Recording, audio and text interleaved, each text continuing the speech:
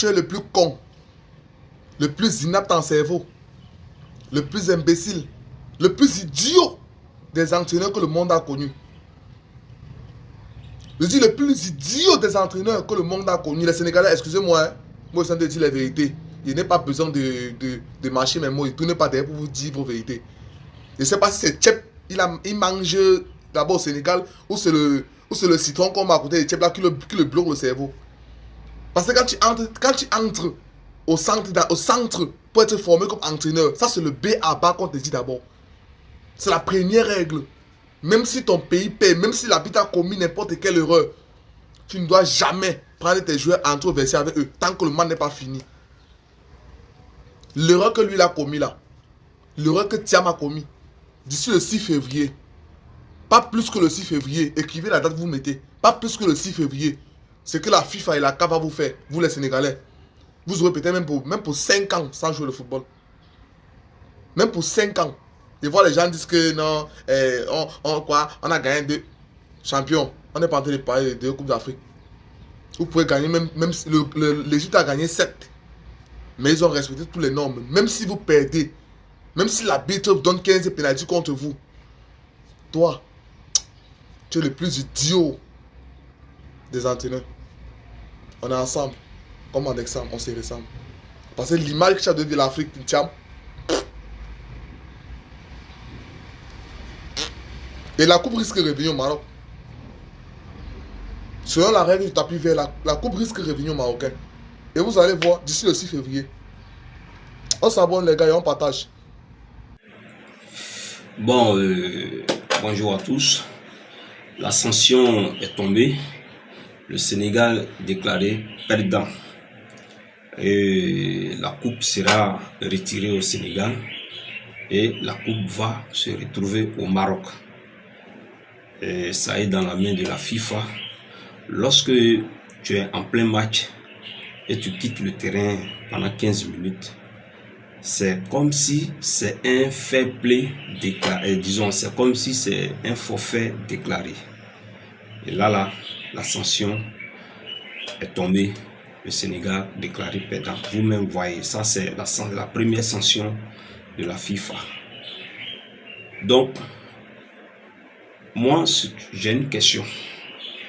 Moi, ce que je voulais savoir, le Sénégal a vibré, le Sénégal a dansé, le Sénégal était dans la joie. Mais ce que je voulais savoir, l'argent que le président a partagé aux joueurs, aux entraîneurs, aux cadres et tout là, est-ce que l'argent, ils vont les rembourser? Est-ce que, disons, les joueurs vont rembourser l'argent au président avec le petit terrain sur la côte là? Est-ce qu'ils vont rembourser ça? C'est ça qui est le problème. Hein? C'est ça qui est le problème. Est-ce que l'argent là, vous allez restituer? C'est des millions que vous avez donnés. Hein? Bon, voilà, vous êtes sorti perdant. Hein? Vous êtes sorti perdant, c'est déclaré. Voilà. Lorsque on se comporte comme des voyous, on le paye cher. Il y a des gens, on a envie d'être désagréable vis-à-vis d'eux. On se souvient que notre éducation ne nous permet pas. C'est révoltant. C'est révoltant, honnêtement.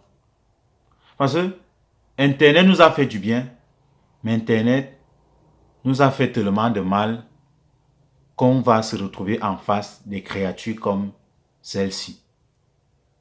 Parce que lui, c'est une créature à part. Tu vas chercher le sens dans ce qu'il dit. Tu vas juste détecter de la frustration, de l'aigreur, du mal-être. Il ne connaît rien du foot. Il ne connaît rien de la culture. Il est bloqué dans son cerveau. Il ne connaît rien du Sénégal. Il ne connaît rien de l'organisation comme la FIFA. Depuis, la FIFA a communiqué quoi? Mais les gars ne cessent de faire des sorties chaque jour. Suspendu, suspendu, c'est tombé, c'est arrivé. On peut souhaiter le malheur de quelqu'un comme ça. Aïe. On peut être aigri comme ça. On peut être frustré comme ça.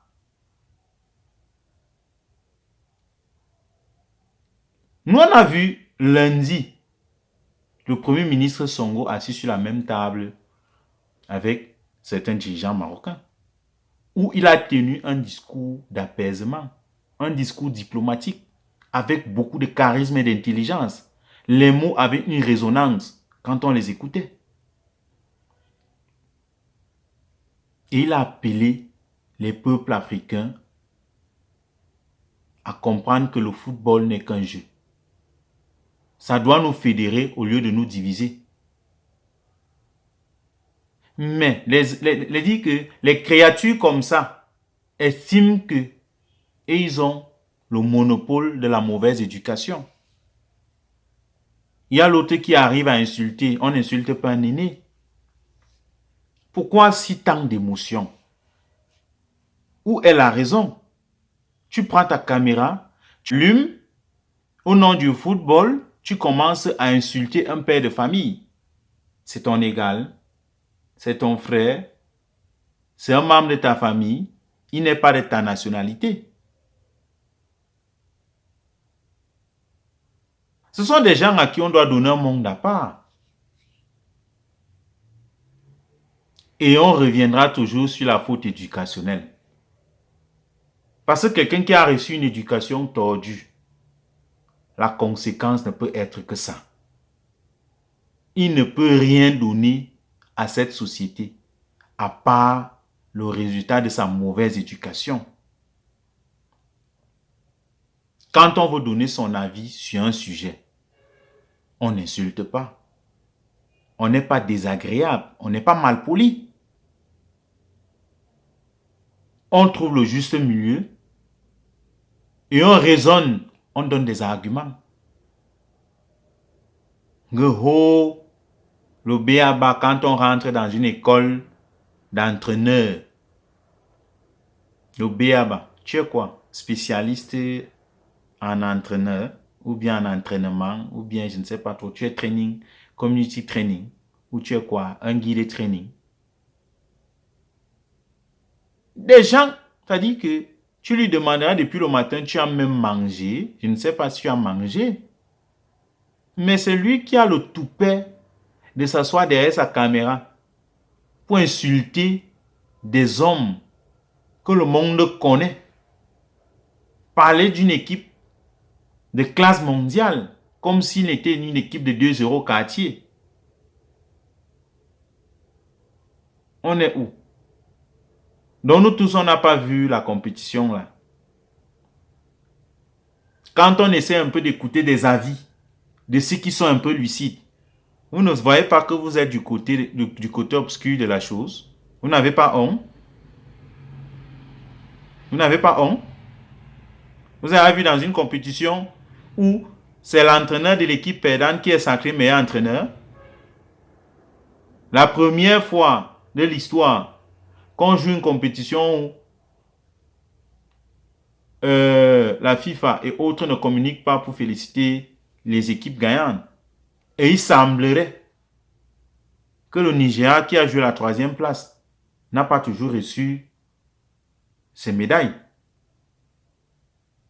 Et leur fédération s'est plaint. L'équipe du Sénégal semblerait ne pas encore reçu l'enveloppe qu'on aurait promu à l'équipe gagnante. Et là, vous êtes fiers. Il s'agit toujours du football.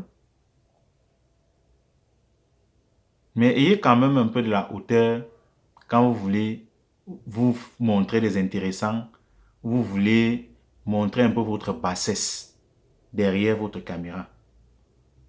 Et faites attention. Dites-vous que ce que je vais poster là, c'est le monde entier qui va m'écouter. Je dois être un peu lucide. Mais quelqu'un prend la caméra, il commence à dire du n'importe quoi, à vomir du n'importe quoi, et il estime qu'il est du côté de la raison, et il n'a rien contre le peuple sénégalais, et que c'est son avis. Ton avis, tu as donné quel avis? À part les injures, à part des histoires inventées. C'est-à-dire, le cerveau est rouillé, c'est-à-dire le cerveau est rouillé, bloqué. Soyez un peu réfléchis. Vous ne valez pas la peine. Vous ne valez pas la peine. Vous êtes né pour commenter l'histoire des autres. Les autres écrivent leur histoire. Cet entraîneur a écrit son histoire. Tu la commentes. Voilà ta place. Mais tu la commentes très mal. L'équipe du Sénégal écrit son histoire. Mais l'autre monsieur là, tu la commentes très mal. Né pour commenter. Mais ayez un peu le tact et de la hauteur de commenter cette histoire positivement. Avec hauteur. Soyez élégant. Au moins, ne soyez pas trop vilain. Malgré votre petitesse d'esprit, ayez de la hauteur. Commentez l'histoire pour qu'elle soit bonne.